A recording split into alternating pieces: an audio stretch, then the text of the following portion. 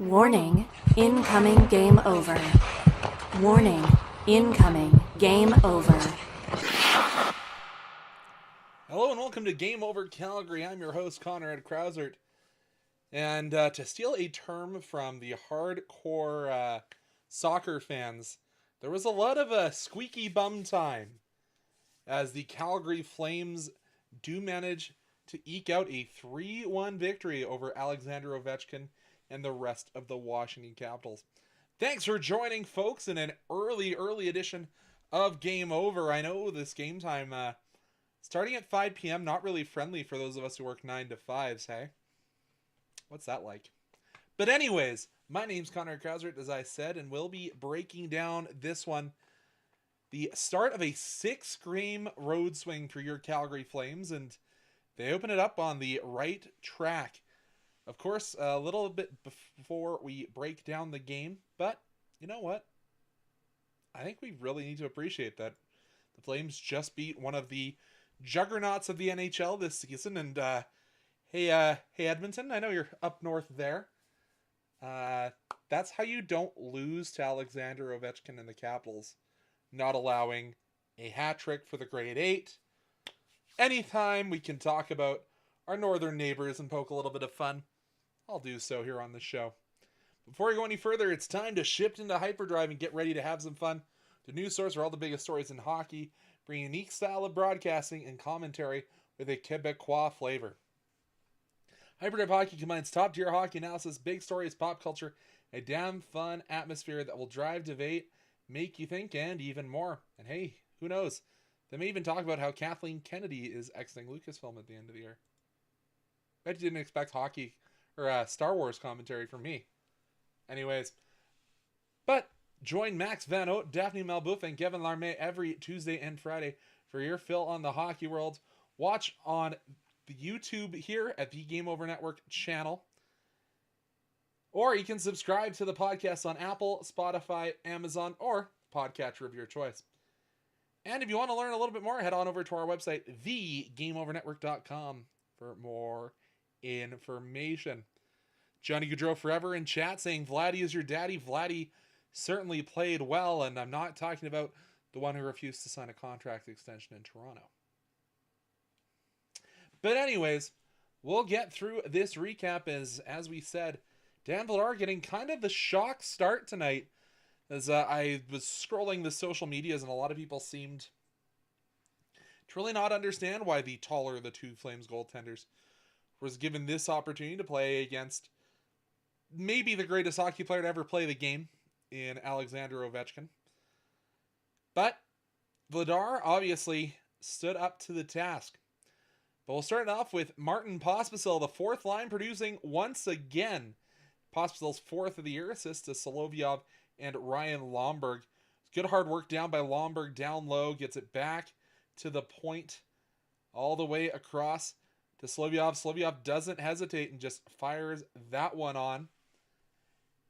Good work from the fourth line. Goals in 2 straight games coming off of the Four Nations face-off break. Love to see it.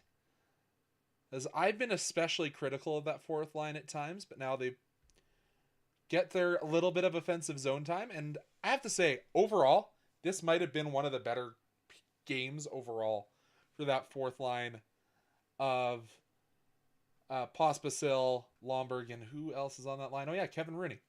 Where's my brain at today? But obviously, open the scoring today, and I gotta say, I've always loved Ryan Lomberg and the attitude that he brings, but this fourth line in its current configuration, I'm pretty happy with it. And then later on, with about 2 minutes later, that's saying it's around 5 minutes, Matt Coronado, he was off to the races and made no mistake, just fired it past the goaltender Thompson for the Capitals, who, let's be honest, probably should have been the starting goaltender for Team Canada at the Four Nations face-off, but I digress. Anytime Matt Coronado can fire that wrister that he has, I'm not sad when he takes it, especially when he's trying to outpace the Caps defenseman into the zone, and just a beautiful shot. just inside the far post to beat one of the best goaltenders in hockey right now. Assist goes to Kevin Ball, who kind of just whacked it on his backhand using that 9-mile long stick. Welcome back to the lineup, Kevin Ball. Get back onto the score sheet right away. Then there was a stressful second period, if the stats are to be believed. 12 shots for the Caps, only 3 for your Flames, but 0 goals. So, Dan Vladar did his job, and the Flames kind of had to buckle down throughout stretches in that second period, and early into the third as well. But when you have the Russian machine that never breaks on the other side, there's not a lot of games you're going to completely hold them off the score sheet, and Ovi did manage to find his 30th on the season tonight. A power play marker, not necessarily from his go-to power play spot, but took a pass from John Carlson and made no mistake. Dan Vladar didn't seem like he was set to get to the near post, and Ovi has 30, and my stress was a little bit higher. More and more you saw Alexander Ovechkin on the ice. He played every second of Winnipeg's power plays tonight. And do we need to remind you that this isn't a spring chicken Alex Ovechkin? I still remember when he entered the league as an 18-year-old, and that was 11 plus years ago now, as he's 39. And if you can't tell by the color of his hair, there's been some mileage put onto that Russian machine, but as the fans of that city so often remind us, that Russian machine does not break. 30 goals, Dylan Strome also gets an assist on that marker. Flames then had to buckle down for the rest of the third, trying to do the yeoman's work and try and maintain that 2-1 lead. But as I said on Blue Sky, potentially the best power forward in the league put a insurance marker on the board. Jonathan Huberdeau with his 22nd goal of the year just cleans up Nazem Kadri's trash, flips the backhand home, and that would be your final. Some more pressure would come from the Caps towards the end of this game, but nothing more would pass by Dan Vladar. So only one goal from the Great 8 on his Chase the 8, or whatever the NHL is calling it. But let's break down some of the stats available. The Flames did take 8 minutes of penalties in this one. Obviously, they had a couple of the one offsetting penalty between Braden Pahal and Tom Wilson. They also did take 3 individual minors. Matt Coronado's slashing call, which if they didn't call the first, they were going to call the second or the third that he had. Kevin Rooney hooking against Andrew Mangiapane, and Huberdeau slashing the Grade 8, and Matt Coronado drawing a penalty that didn't get the power play marker, but eventually did lead to the Huberdeau goal. So, Flames go over 2, the Caps go 1 for 3. Not all about the special teams today, which for once I don't think is actually going to be a talking point of me much more than this today. Face-off percentages, we always have to talk about the Calgary Flames. They're at around 45%. So 45 to 55%. Better night for the Calgary Flames than usual. A stat that really talks to something that Rasmus Andersson talked about with Ryan Leslie in the pregame, is that the Flames are going to have to hoist themselves up by the bootstraps and go and block a couple shots, and even a couple of Alex Ovechkin's 1-tees, I think was the exact phrase. And the Flames dominated in that stat. That's a stat that I don't often look at and don't often put a lot of credence in. But they blocked 29 shots today. And that's not a stat that you often see the away team lead in, because it's kind of an objective stat, and stats keepers, as much as you want to say they're neutral, they often seem to not be. So the fact that the Flames blocked 29 shots in comparison to Washington's only 15, that's a big stat to win in a game like this. Another stat that's a little bit closer, but something that the Flames have been not great at this year, is actually we're down in the giveaway department. Only 14 compared to the Capitals' 18 today. What does it all mean? That's up to all of us to kind of individually analyze. Is this just a very locked in Flames team, knowing that they're going to have to go hard at work over the next week and a half to get as many points as they can out of this 6-game road streak if they want to stay in contention with Vancouver? Or maybe, hey, let's dream. Let's dare to dream. Let's look at the Pacific Division. Because I think there is a chance, a small chance, the Flames can catch the Kings. Now let's talk about this, because I think what I'm saying is not overly a popular phrase amongst those who maybe see this team and are taken a little bit more seriously than me doing this in my basement. Kings have 2 games in hand. They're 5 points up. Is that an insurmountable lead? Is that something that the Flames can chase down? For sure it is. Flames now have played 57 games. That puts them on level games played. The Oilers, who are currently 8 points ahead. And also level with the Canucks, who are now 1 point behind the Calgary Flames. Flames taking over the wildcard spot in the West.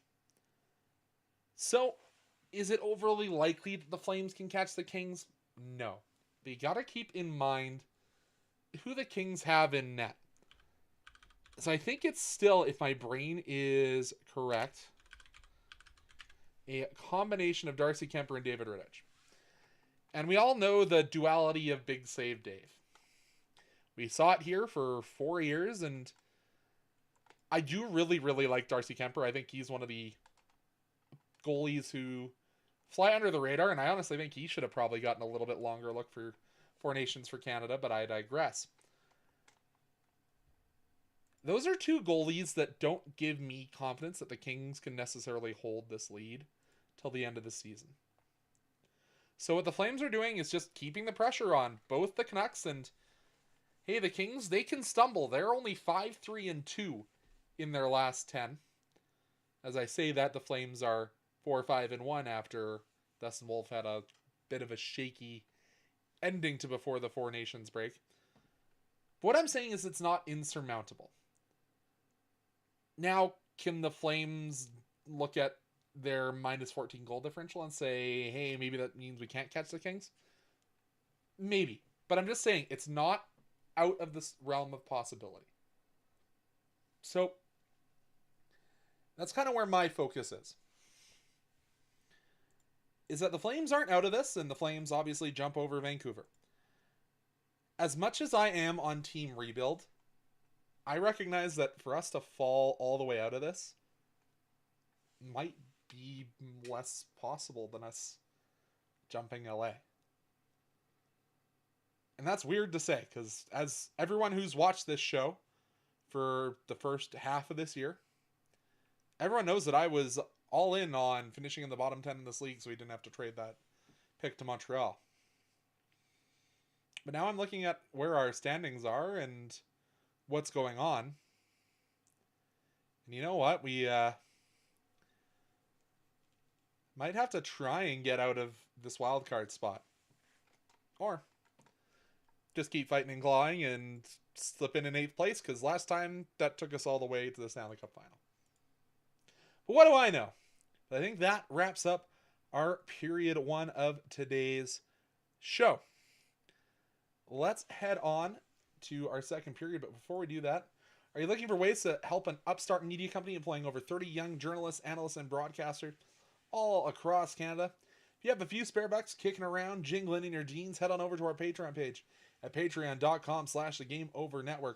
There you'll find multiple tiers, including different rewards and goodies for helping us grow.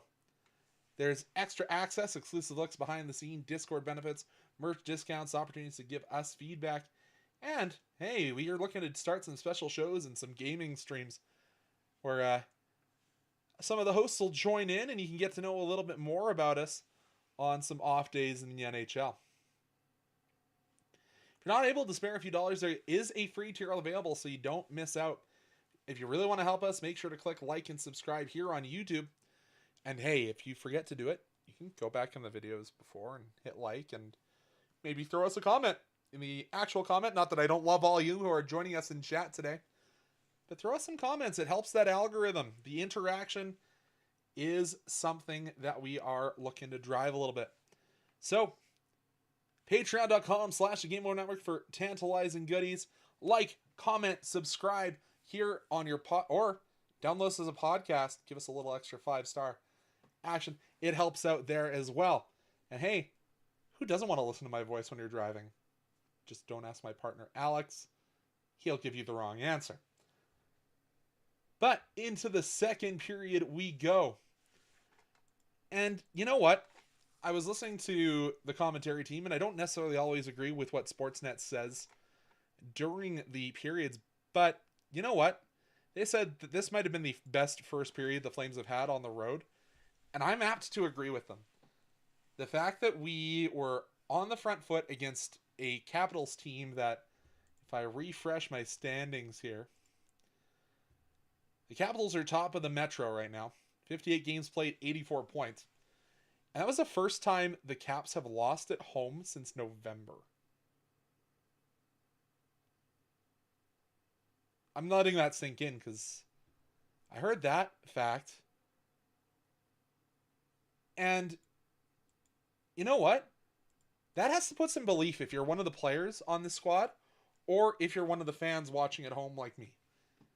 Like, this isn't the Capitals of last year that were almost historically bad. But this is a team that has taken a huge rebound back into world beater contention. And the Flames just beat them in their own barn. That can't be undervalued. Like, and this is not necessarily the most competitive division, the Metro. Obviously, they're 14 points up on their nearest competitor, the Hurricanes, and they've also got the surging Blue Jackets. Who would have thought that they were anywhere near the playoff picture before this season started with all the negative and bad juju around that club? But they're leaps and bounds ahead of the Atlantic Division leading Toronto Maple Leafs. And I have to just look because they're a point behind the Jets for top of the league. They could have taken the top of the league with a win over the Flames, but they didn't. And now, am I kind of erasing the middle of the game where I said it was closer than we would have liked it?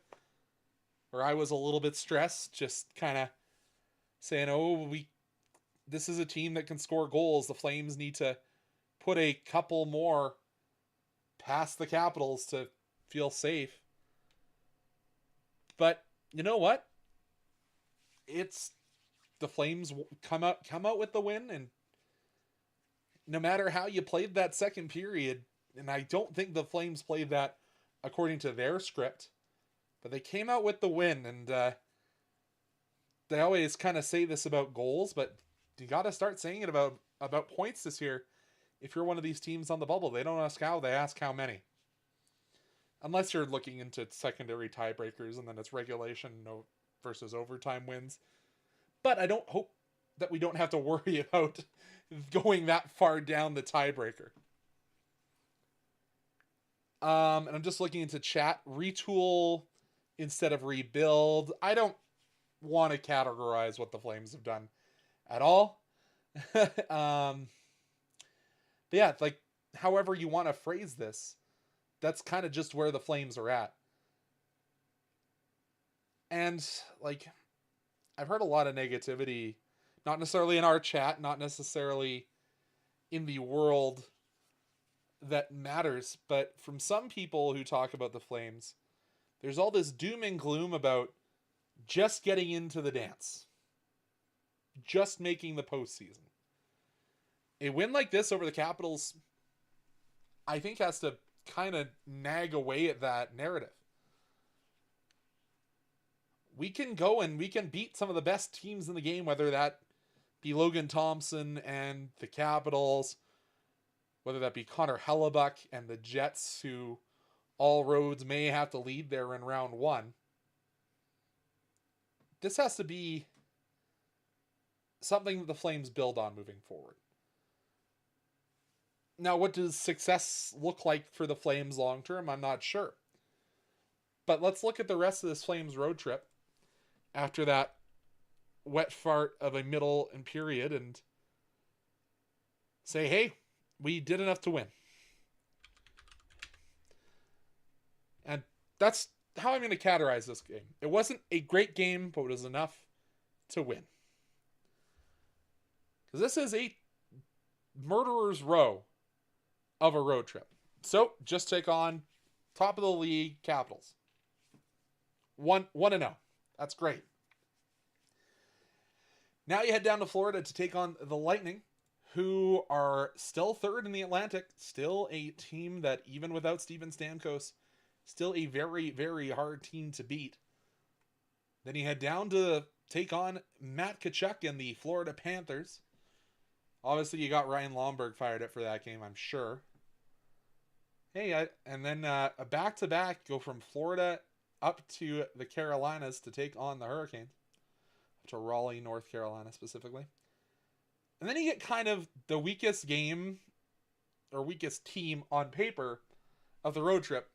But it's the Tortorella-coached Flyers. And anytime you face a off between the Flames and Torts, it seems to be like a game that both teams somehow get fired up for. It's almost like Torts tried to invade our locker room, and I don't think everyone's forgotten that.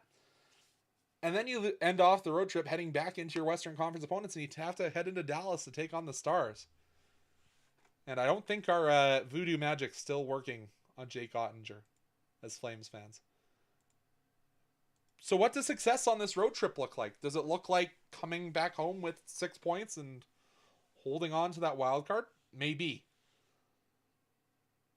But I think the Flames have to dare to dream a little bit higher than that and maybe bring home maybe 4 wins out of 6. Am I crazy for saying that, chat?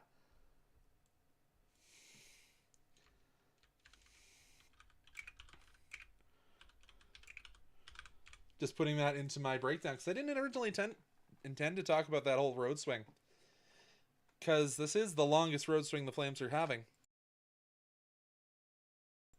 Apologies, I had a bit of frog in my throat.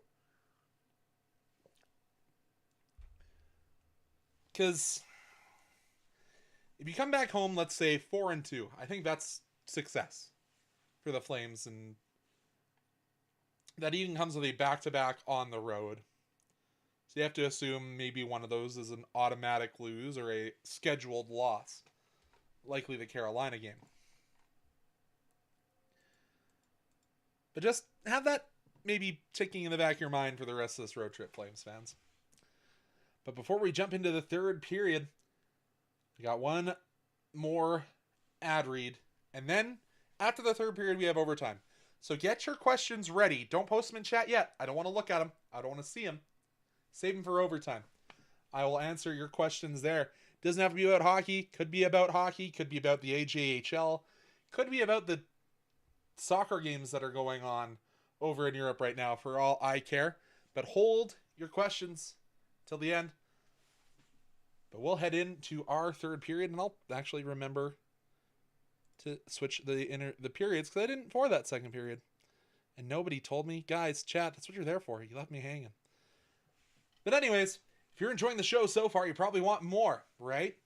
Well, make sure you hit the like button on this video, click subscribe on the channel, and ring that notification bell so you're alerted when we do go live. Listening to us on a podcast, please give us a 5-star rating and a positive review. That helps us so much in terms of the algorithm. If you really like us, make sure to follow us on your favorite social media platforms. You can find us on Blue Sky at thegameovernetwork.com. Yes, that's how Blue Sky works. It's at thegameovernetwork.com. Or we are also still on X and TikTok and Instagram. On X and TikTok at Game Over NHL. On Instagram, Threads, and LinkedIn at Game Over Network. So make sure to give us a follow. You can also find myself over on Where the Skies Are Bluer at conradkrausert.bsky.social. And also find us at thegameovernetwork.com, where you can sign up for our newsletter. That'll be fun. Third period, I told you we'd put a pin on this and then talk about the play of Dan Vladar. Dan Vladar hasn't played since November 2nd when he did take home the victory against the Seattle Kraken. But I'm just scrolling through to count how many games have been between that and today. 1, 2, 3, 4. So his first game in 4. Also, he had that big Four Nations face-off break for the taller goaltender from the Flames. Wait, that was February... No, it was the February 2nd, the first of the two. As it was a loss to the Kraken on the 8th. That was Dustin Wolf starting. So, you got to really keep in mind that this is a goaltender that maybe is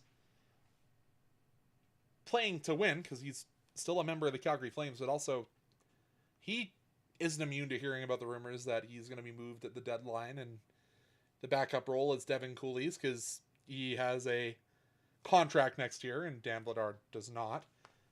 And based on the fact that we're this close to the trade deadline, and we haven't heard any talks of an extension through people like Eric Francis, doesn't make me believe that Dan Vladar has a spot on this team beyond this year. Of course, if he plays like this for however many games he gets on the road trip before the trade deadline on the 7th, which is just after that Flames and Stars game on the end of this road trip. But anyways, if he wants to play like this and increase his trade value, and number one, the Flames view him as, hey, instead of using Logan Cooley this year, let's play out Dan Vladar, if that's the strategy that Craig Conrad and co. want to go with. I'm not really happy with that, but I'm understanding of it. Like, I don't think it's great asset management if we go all the way to the deadline and say, hey, Dan, you're still our goaltender, number 1B for the rest of this year, but we know we're not going to sign you in the offseason, so give it your all. But if he's going to perform like this, it makes him very hard to trade, and also in the same way makes him easier to trade. If you get the two-sided cookie of that, like if you're performing well, your team wants to hold you, but you're also only on 6 more months of a contract, so maybe that makes it better assets that you get back. So it's kind of a polarizing question, I think, is do the Flames retain Darth Vladar, or do we say, hey, thanks for that strong effort at the end of your tenure as a Calgary Flame. We've got someone in Carolina that wants to give us a whole bunch of assets. So pat him on the back and let him take the plane from Dallas to Carolina instead of coming all the way back to Calgary. Who knows? Who knows what the future may bring, but Dan Vladar certainly was good in this performance and has been a good soldier for the Flames, especially knowing kind of what his situation has been. Came in as you're going to play 20 to 30 games under Daryl, or 20 games if you're lucky under Daryl Sutter, behind Jacob Markstrom, and then as Markstrom got a little hurt, he had to play a little bit more, then had to play through a pretty severe hip injury. Finishes out the year on the injured reserve, and now you see Dustin Wolf coming in, really starting to take the reins, and from all things that I've heard, it's been a really good goaltender room between Dan and Dustin. So Vladar's really been all you can ask for in a backup goaltender, and I think you have to give him his flowers when he performs as well as he did today, even if a lot of the saves were pretty scrambly, and him being 6'4" was the asset that allowed him to get back for them. But, as I said, Flames. Not about how, it's about how many. Dan Vladar puts another win on to the tally.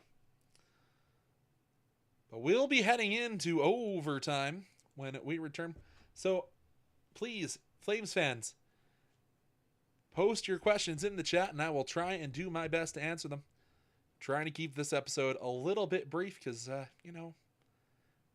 it's been a tough week. It's I know it's Tuesday. It's been a tough week. Hold on with me. So, Before we go into our overtime, let's get this overtime ad read started. What better way to support something you love than by rocking them as clothing? Game Over's apparel line has dropped with 3 unique designs.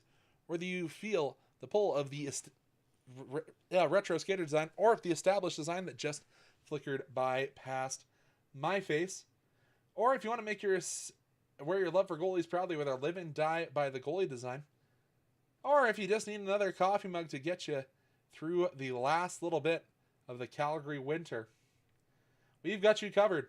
Designed by Brady Chalice from Game Over Winnipeg. Use the QR code that is on the corner of your screen right now.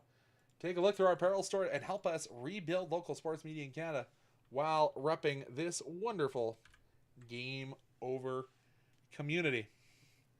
I've got one that I have to drop off to my friend's office tomorrow. Got him the skater hoodie for Christmas, and it came in, and I've been a horrible friend and haven't been able to drop it off until midway, or almost all the way through February. So my watch says it's the 23rd, but it's the 25th. Oh boy. But anyways, will I remember to turn off the intro? Nailed it. First time for everything. So let's scan the chat. Evergold saying the Flames have been a big surprise this season. I don't know how to feel about them. I was on Team Rebuild 2. Yeah, as I said, I've been on Team Rebuild the whole way. But I do understand the comments, questions, and concerns about doing that, and especially now we've gone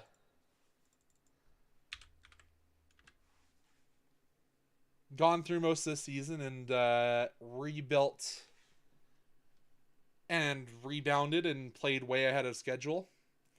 And it's kind of put us out of that top sort of contender for a good draft pick. So I think we are kind of in that retool mode, whether we should be or not. That's another argument for another day.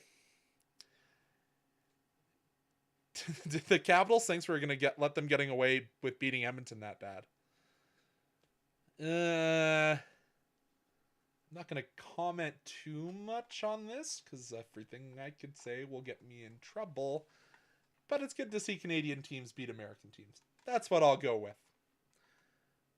It's okay that they beat Edmonton that bad. I don't really care about provincial pride. But it's always fun when we get one over on those friends from up north. The Flames bring home 4 of the 6 wins. That would be incredible, even though 3-3 would be decent, given how tough this road trip is. We went over that. Evergold saying, can I interest you in one mildly losed Ville Husso? Hey, Evergold, I know who you cheer for. He's not even on your team anymore. You already got rid of him. Why are you trying to... We don't need another goaltender here in Calgary. We've got one of the best in the WHL, or rather, in the... Oh my goodness. Not the East Coast. AHL. That's the acronym that my brain suddenly wouldn't recommend or remember. Oh, geez. Remember, people, I'm getting paid to speak this language. Get a little more caffeine in me. Canada gets knocked out in the group stage in next year's... Oh, Canada gets out of the group stage in next year's World Cup. Or if you're talking about soccer, I agree. But I have a Canada scarf somewhere else. It's just not in range. I would agree with you on that. And you're asking the wrong Game Over Flames host, Tokai, on UFC. I haven't seen what former host Peter Klein has said.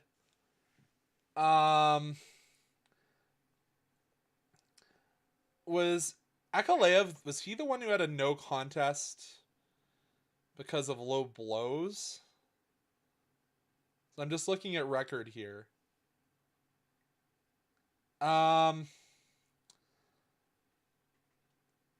Who had, and this is the light heavyweight, and Pereira has the belt. You know what? I'll go with the challenger, Akalaev. For no reason. Other than I see he has a no contest on his record. Also the younger. But he is outreached, and that means a lot more in the UFC than people want to make out. Trying to upsell me on Anaheim. If the Flames and Anaheim make a deal, I just hope that doesn't happen. There is very little in terms of good assets for the Flames to pillage in Anaheim. That's all I'll say on that matter.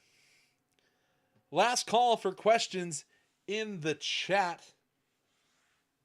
Because, you know what? This is an early one, so I don't think people were really watching as much of this game. Okay, genuine question. Will Verstappen dominate F1 this year again, or will there be a closer competition?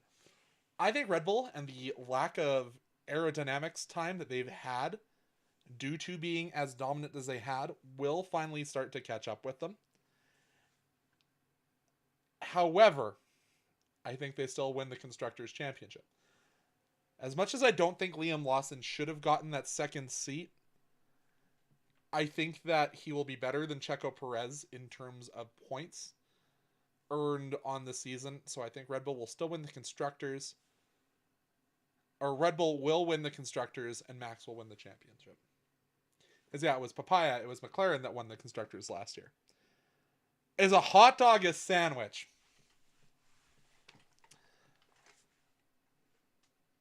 This is a tough question. Depends on how you define the word sandwich. To me, hot dogs and submarine sandwiches are not sandwiches.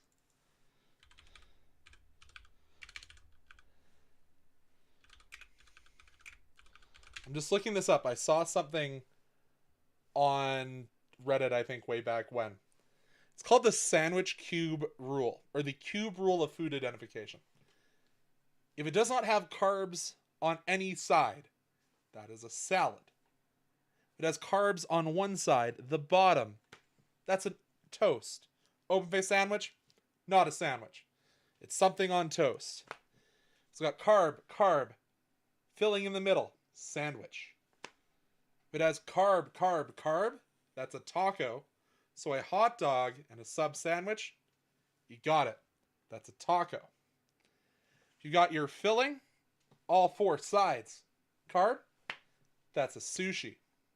So now we're going to have to go in 3 dimensions here. Got 4 walls of carbs and a bottom, that's a quiche. It's contained in carbs, all sides covered. That's a calzone. You've got layers of carb, then filling or topping, that's a cake.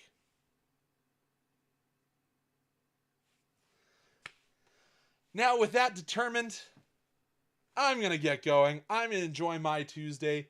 Enjoy the rest of your week. Before we do go, I do have to pull up sheets here to tell you who's hosting the next Game Over Calgary. Letting you behind the secret, we're just using free software.